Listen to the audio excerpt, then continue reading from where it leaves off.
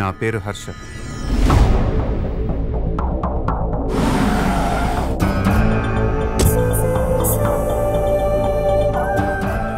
నా దగ్గర లేనిది లేదంటుంటారు, కానీ నాకు కావాల్సింది ఇంకేదో ఉంది. దానికోసం ఎంత దూరమైనా వెళ్ళాలనిపిస్తుంటుంది. ఊరిని దత్తత తీసుకోవటం అంటే జేబులో డబ్బులు తీసి రంగులు రోడ్లు వేసి వెళ్ళిపోతాను అనుకున్నారా? వీడిని వాడిని వాడిని వాడిని వీళ్ళందరినీ, నిన్ను మొత్తాన్ని దత్తత తీసుకున్నా.